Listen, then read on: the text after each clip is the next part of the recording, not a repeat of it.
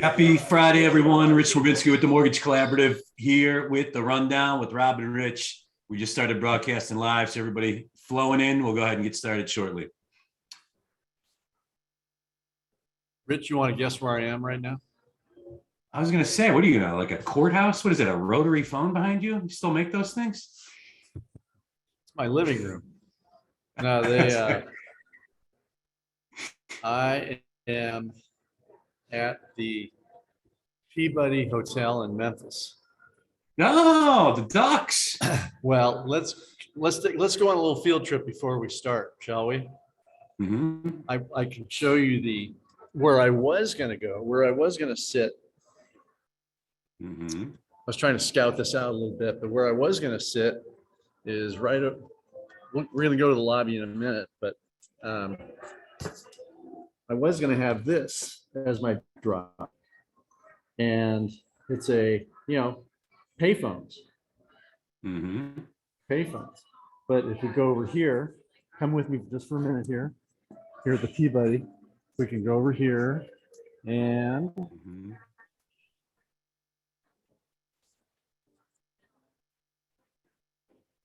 The Duck Pond, there it is. The legendary Memphis Peabody Duck Pond. That's a great conference. I wanted to go this year. I couldn't, but they do a real good job with the Great River. In general, I'm a big believer. I've been begging Ohio for years. The state MBA should team up together to do these, like Great River is 5 states together. Mark Regional coming up in a couple weeks in Maryland. I think that's like 3 states. So, but yeah, the Great River is Mississippi, Arkansas, Tennessee, and Missouri. Outside of California and Texas, which I'll be at in 2 days, which are great big state events. The single state MBAs are, I'm trying to think of a nice word to say. It's, they got to really team up together. Like if they get a Great Lakes MBA, Ohio, Illinois, oh my God, Michigan, it would be huge. So I'm going to Michigan in August. Yeah. And Indiana in June. Pretty cool. So, all right. Excellent. Well, happy Friday, everyone. Rich Swerbinsky with the Mortgage Collaborative here with the rundown with Rob and Rich, where we take you into the weekend by running through the week that was in the mortgage industry. And as always, joined by my esteemed colleague, Rob Chrisman. Rob, good to see you. And thanks for the tour. Anytime. Excellent. I was gonna do it outside, but it's over 80 degrees, and I'm wearing. I was doing a little stage time here, and I couldn't adapt fast enough to. Anyway, we're not gonna get into that. Did you make it down to?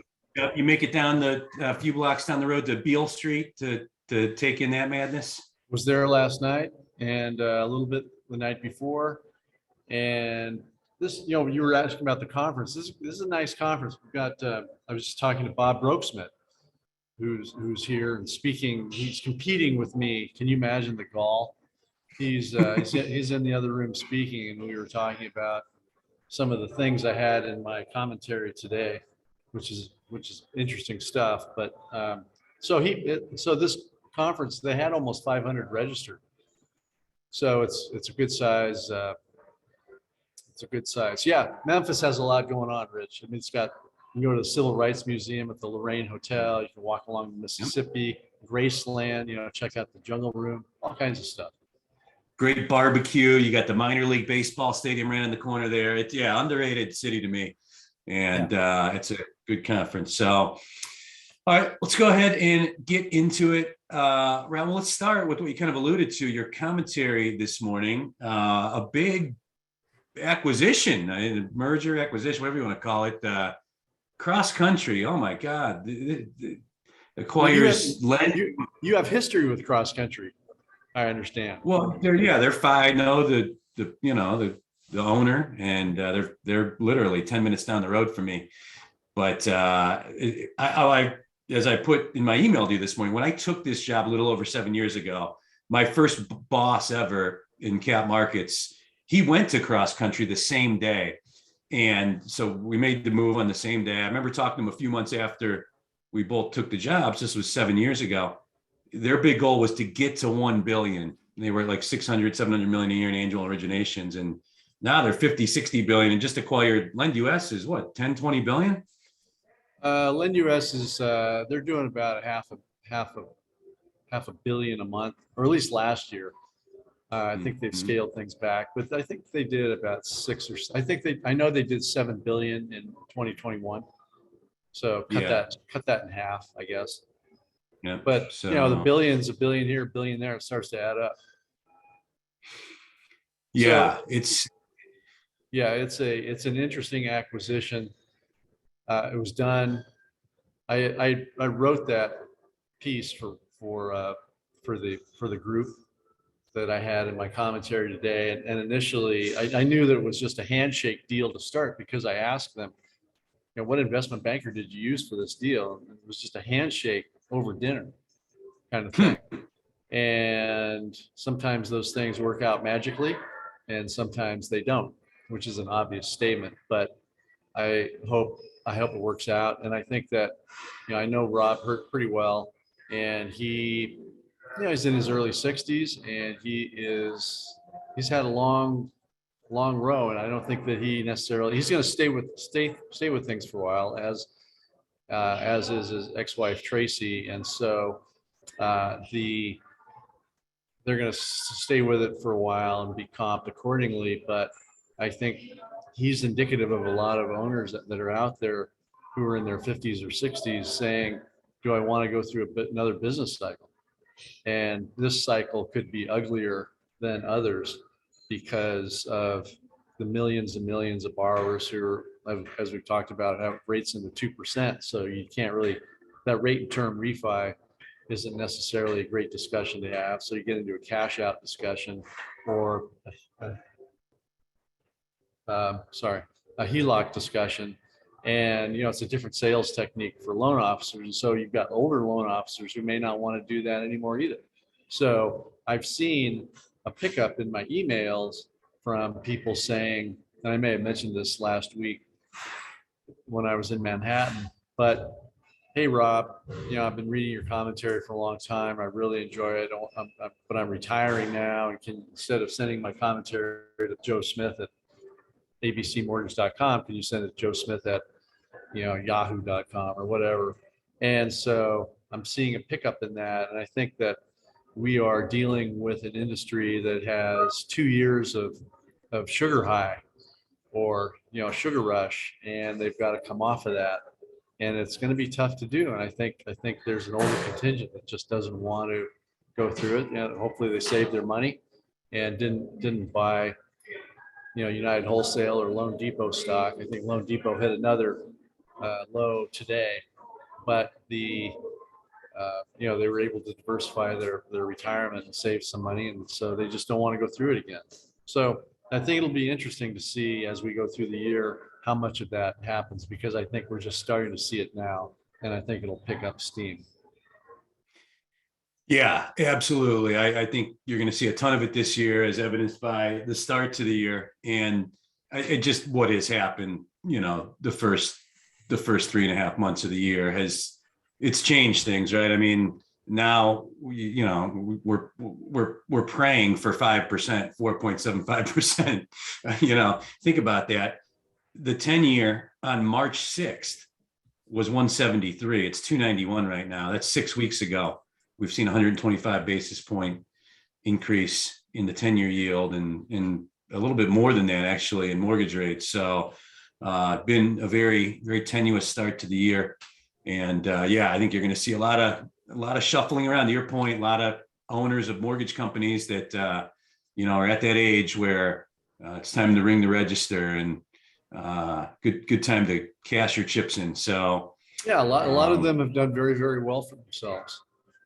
They they've ridden out several business cycles, 2008, 2010, 2012 being, almost a disaster, and have seen, the ups and downs and so forth. And for some companies who don't have a clear succession plan, someone to pass the baton to, why not? Now, Rob, interestingly enough, Rob has children who, I should say, he's got 3 girls, one of which is married to somebody in the business at RPM/Lendes, and his Mhm. daughter Allie basically runs the company at this point, and she's in her mid-20s, early 20s, mid-20s.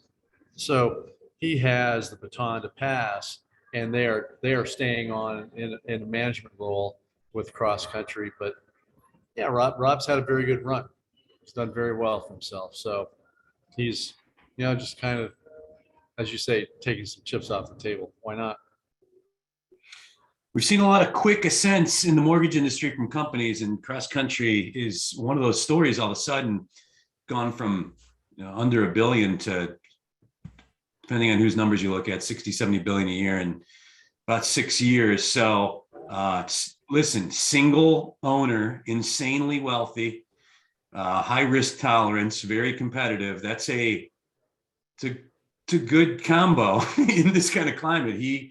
He's got his foot to the gas pedal, and yeah, it's been a crazy run. So That's an interesting discussion to have about the characteristics of some of these owners. Kevin Parra from Plaza has basically checked out to go surfing around the world. Good for him. But when you look at the Steve Jacobsons or the Matt Ishbias or Dan Gilbert's, Stan Middleman's, it's a very competitive bunch who are out there. Christina Pham from JMac, they're competitive and they're smart. And I would say my exposure to my interaction with a lot of CEOs and owners, it's the same thing. They're smart and competitive, and they're not in this for their health. So neither is Rob, and neither is Ron at Cross Country. So hats off to them. absolutely. So the broader market, Rob, and normally we go through a lot of headlines, and just emailing back and forth with you today, headline light week, and wanted to just get more into the discussion with the audience as well. Please, anybody with any thoughts on anything we're going to talk about here, feel free to pump it into the chat or the Q&A. And for anybody in attendance under 30 that's never seen a necktie and a rotary phone in the same frame, you could be confused right now. So the broader market, though, right? We sit here today, 30-year fixed rates are 5.5, 5.6, 5.7, depending on the situation. Will the rate climate slow down the housing market? Will it slow down the ascent of home values and prices?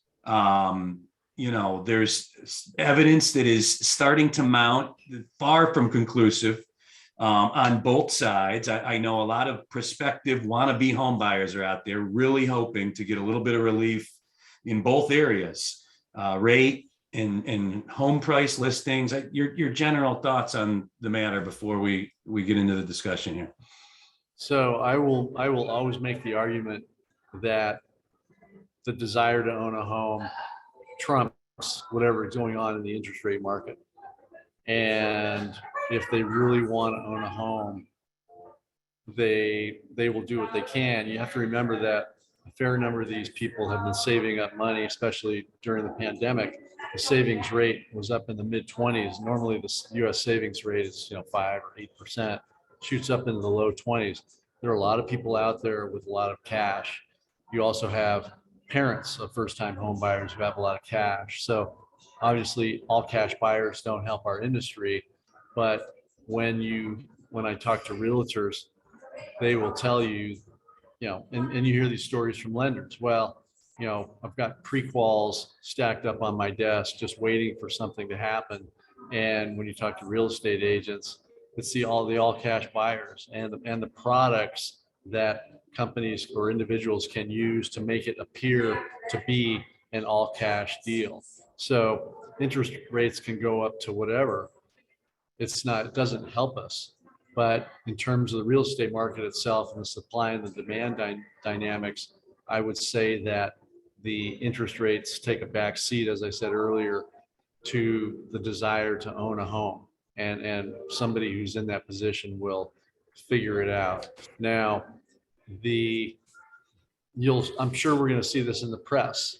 The press seems to latch on to whatever the current story is. And I would imagine the current story, or the story will develop, that home price appreciation, home price appreciation plummets. Well, is it going from 25% down to, 5% a year? I would think everybody everybody in our nation basically has a desire not to see home price appreciation up 15, 20, 25%. They would rather see it at a more normalized rate. That's probably a healthier rate for everybody in the business. The interesting thing, of course, the wild card, and one of the question that flashed up there was about the inflation rate. And nobody can predict the future, but it appears that the market and the economists think that we've seen the worst part of inflation. I'm not necessarily convinced of that, but I'm not an economist, because you still have this issue with Russia and Ukraine, and the market has pretty much almost priced that in. And here we are living with gasoline prices, whatever they are, that is really hurting the lower tier of our economic, ladder, in terms of, the service workers who have to commute in from out of town. They got to pay for gasoline. So the gasoline is eating up more of their paycheck every month, which is really too bad. It really hits that. But they might not necessarily be the homeowners. So the inflation that we're seeing out there is hurting certain segments of the population more than other segments of the population. But the inflation rate in general, I think, until the Fed gets that under control, we're going to be seeing higher rates. And when you talk about the higher rates, getting back to your initial statement, Rich, I think that rates are going to go up to whatever they go up to. Maybe mortgage rates go to a solid 5.5 or 6, or maybe even 6.5. But people much smarter than I am are thinking it's not going to go any higher. It's going to level off. Of course, who knows what those people were saying 4 or 5 months ago. I don't think they would have seen this, but they're thinking that, at least. And it does impact certainly the affordability of houses. But once again, if you're an all cash buyer, you don't care what rates are doing. Yeah. And institutional investors are still buying homes. You look at the MBA's application index, their weekly application index, purchase apps were down 3% week over week. But these last 6 weeks, when rates have risen at their fastest pace in 19 or 20 years to their highest levels in 11 years, purchase applications 3 of the last 6 weeks have been up from the week before. The weeks they've been down, it's been 2-3% aggregately over the course of the last 6 weeks during this huge run up in rates. Purchase business has barely been affected by the higher rates. The listing data, we're going to start to get that in the next couple of weeks for the most refreshed. It lags a little bit, but my guess is that higher rates is also going to negatively impact supply, from the wannabe step-up home buyer. That, okay, maybe I'm at 2.5, and maybe at 4% or 4.25 or 4.5.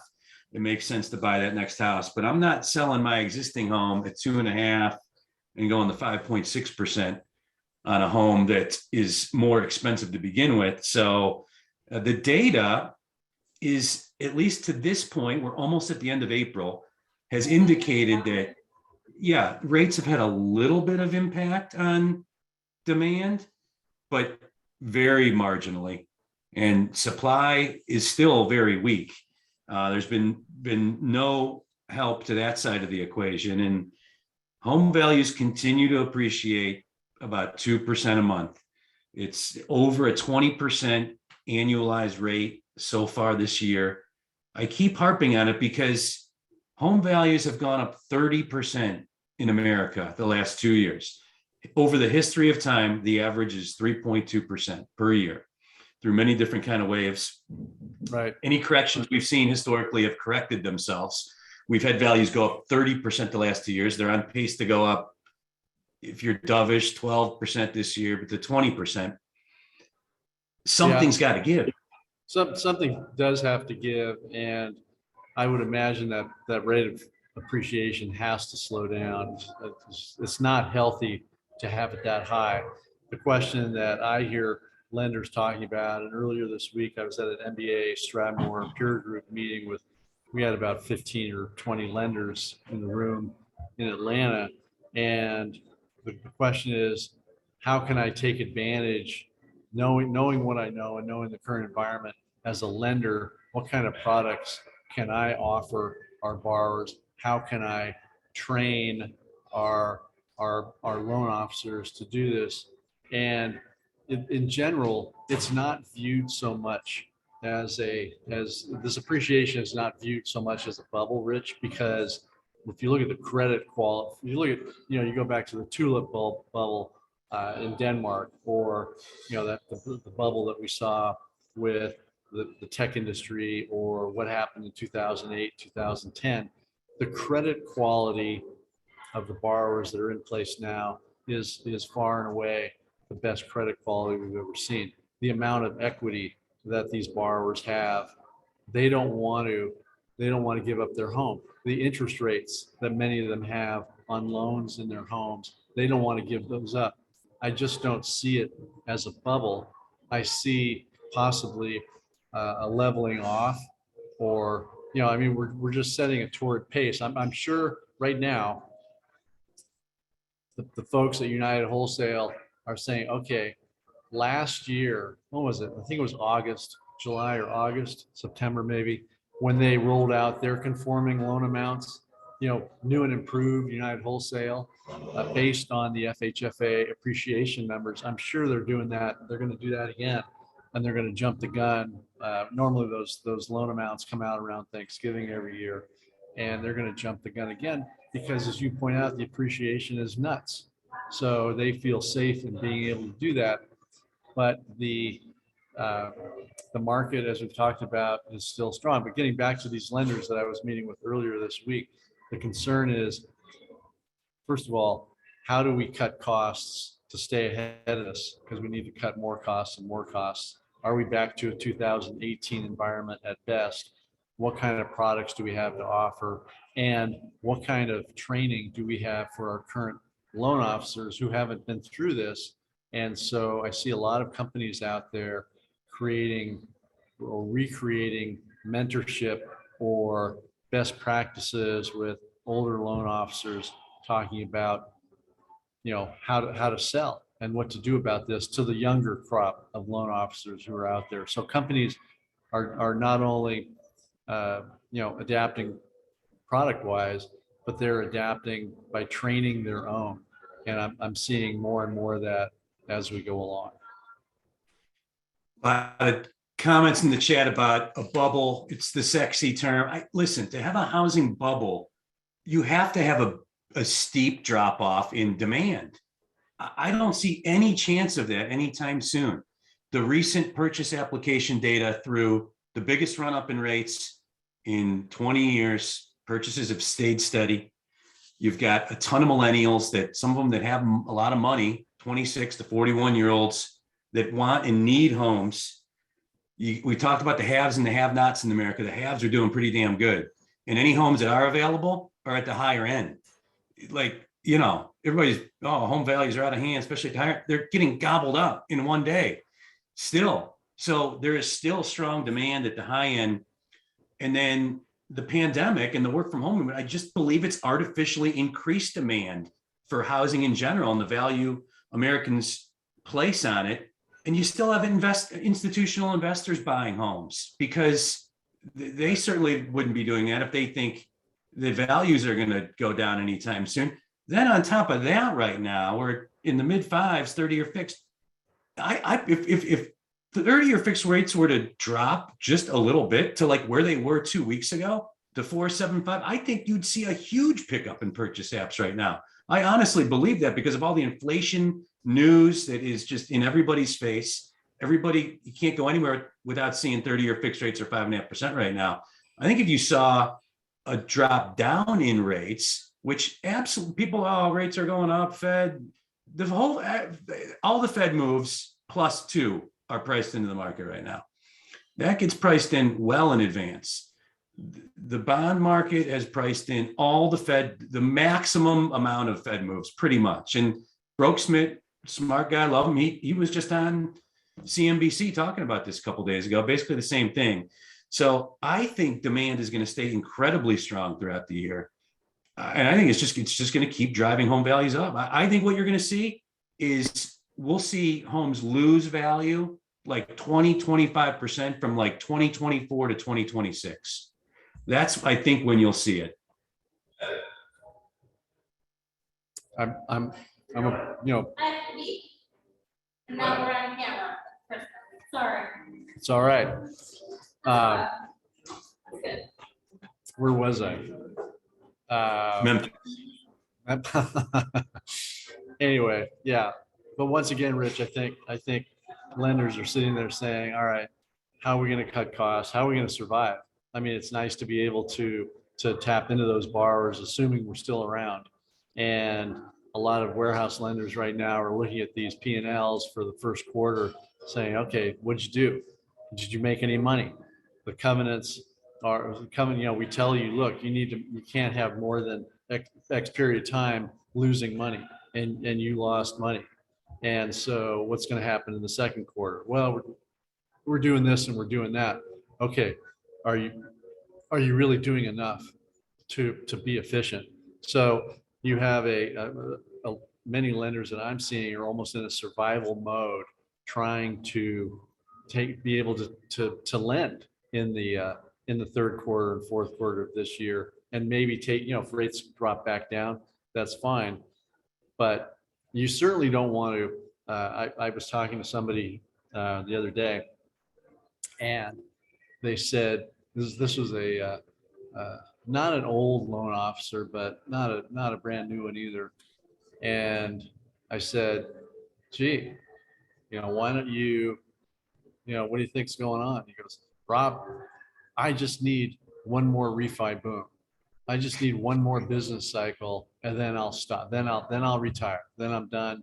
And I'm thinking, if you're pinning your hopes on another refi boom, you know, that's misguided. Hope is not a strategy. I didn't say that. I said, me too. I'm rooting for, you know, rates back in the twos before, you know, before Memorial Day. I didn't say that because that's all we need is some kind of whipsaw. But and here's somebody asking, Darren's asking about foreclosure activity. Once again, you know, people are good about explaining or talking about how right they were in the past. And I try not to do that. But in this case, I'm going to toot my own horn a little bit, because people were talking about this tidal wave of foreclosures that everybody thought we were going to see in 2009, 2011. Gee, what's going to happen? And sure enough, that didn't happen. I didn't think that it would, because of these institutional buyers. They sucked up all the supply. And as I said earlier, so many people have low interest rates. And if they're comparing that versus mailing in their keys because they're getting behind, then they look at the rent that they would have to pay for a similar unit, because rent costs keep going up. And so not only that, but we have the lowest unemployment rate, Rich, in decades. I mean, the job market is crazy. And so I think that it's not so much oh my gosh, I'm out of work, you know, we're heading for the Great Depression, we're gonna have red lines, because this economy is booming. And once again, you go to an airport parking lot, you go to a restaurant, you go to I was in Manhattan. I mean, it was shoulder to shoulder. People are spending, buying. I mean, it's bonkers out there. So I don't see kind of this foreclosure thing, because the people, first of all, they had good credit, and they have a lot of equity and low interest rates, and the rents are something that they can't control, and they don't want to go into a rental situation. I don't see foreclosures picking up. at all. That's just my 2 cents. And in fact, if you look at the forbearance numbers, they continue to improve. So there's still some out there, but I mean, it's not hard to get a job, and that's very fortunate because the managers with whom I speak, you know, that man, they'll talk about how tough it is to lay people off. And they say the good thing is we offer career counseling and the job market is hot. And if you're good at numbers, there are other, you know, it's not like you're going to end up washing dishes at the local, you know, the local Mexican restaurant. You're going to end up with a decent job. So the layoffs that are happening with us, we're laying people off into a very, very good job market. And that helps quite a bit. And that's, I think, contributed to supply, or I mean, demand's continuing to be stronger for people buying homes. I mean, by now, everybody and their mother was predicting 3 months ago and 6 months ago and 12 months ago, but that by this time, you know, that values would and demand would start to wane, and it hasn't at all. As a matter of fact, it has stayed stronger than anybody's thought through a run up in rates that is near historic and that nobody anticipated. And, you know, part of that is the job market and the American economy has been strong. And there's a lot of people that are doing good. And they're like, you know what, damn it, I know I'm overpaying for it. I bought my house a year ago. Remember, I was like, I probably am buying at the top. Like, I'm overpaying for this thing. No, here we are. Like, at great that point, decision. No, at that point I was saying, Rich, you do it.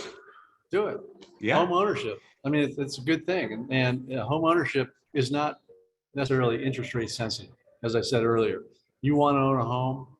You don't want to be paying your rent check, paying your rent every month. You want to try to build some wealth, build some equity, and get that tax deduction. I mean, the list of home ownership benefits is very lengthy, and loan officers are seeing that. Here's Dottie asking about construction and so forth. I don't know, Rich, what was that question that Dottie was asking? Yeah, a couple questions in the chat. First one is just about somebody, Michael Dresden from Dart Appraisal, saying 17% of home sales last year, single family, were to companies converting them to rental homes. Is that contributing to prices skyrocketing? Absolutely, right? Because they're buying them and they're renting them, and so it's taking homes off the market that people would have otherwise bought, individuals. It's contributing to rents going up. It's a huge factor. Rents are up 20% year over year. You look inside the numbers, the last 3, 4, 5 months, it's going up even more. You're going to continue to see that. Thank you, Emma. Emma actually sent that in. Anyway, good question, Emma. And then Dottie asking about renewed interest in adding construction, rehab, and affordable housing to product menu. Sure. I think everybody's looking for everything right now. A lot of our members are scrambling, looking for ARM products in the secondary market. Our bank members are starting to get tons of home equity loan inquiries. Like, who's going to do a cash out refi? You got to be at like needing bail money level of desperation to cash out refi from 2.5% to 5.5%. I mean, haven't we all been there? I mean, so, but everybody wants every product right now. Construction's tough to do. You can't really do it in the secondary market effectively. Banks can only hold so much of it on the balance sheet because of the liquidity and the interest rate risk. Everybody wants a fixed rate that is building a home, which complicates both those risk buckets. So, but there's not a ton of construction business either right now. We're not building as many homes as we should be. And as far as affordable housing products, you could have all the products in the world. There's no affordable homes, you know. And in fact, did you see today Housing Wire stole the Swerbinsky plan? They posted a column today. Your buddies at Housing Wire about it was the Swerbinsky plan. It was the I should start a blog or something. There's no money in that, Rich. Incentivizing institute people that own investment properties to sell them. Makes so much sense. Somebody needs to explain to me, because there's got to be something I'm missing. Like, I'm a third grader. Why people are not talking about this right now? People that own investment properties, you waive the capital gains tax and they can sell the home at the top, or what most perceive could be the top. And you don't have to pay any of the capital gains tax from all the money you've made on the appreciation. And it puts those homes back in the market for individuals to buy. And absolutely. Yeah, no question. By the way, Rich, and I know we need to wrap things up here. I got to catch a flight, but but thank you very much for contributing to tomorrow's commentary. Very smart things you had to say about the general economic climate. And if you ever want to write out the Stravinsky plan and send it in, I'm happy to publish it and see who knows what might happen. You know, some every once in a while, somebody with clout reads my commentary and things happen. So if you want to spell it out, give it a shot. Give it a shot. So Maybe anyway. I should do it. Yeah. So it's we'll see what happens. Never a dull moment in the mortgage industry. But Rob, as always, enjoy the conversation and safe travels. You heading back home or where are you headed now? Going to play some hoops tomorrow in Marin County, north of San Francisco, and go do a little hiking and hang out. Not fly anywhere for a bit. What about you? A There you little go. wiffle ball action, a little wiffle ball tournament coming up. Wear sunscreen and a hat, Rich. That's in August. World Series of Wiffleball.com, the biggest wiffle ball tournament in the world. My brainchild. So, but no, my travel. I've got conferences like 3 of the next 4 weeks, including flying to Austin Sunday morning for the Texas MBA. A lot of great meetings with members and some member prospects and some partners out there. So anybody that's going to be in Austin, look me up. Love to share a cool carbonated beverage with you down south. So Barley But- pop. barley pop. So, well, All and right. to our guests, thank you as always for wrapping the week up with us. You can find us on YouTube. You can find us on podcast, and we're here live every Friday at 3 p.m. Eastern with the rundown. And until next week, have a great rest of the week, everyone. Take care.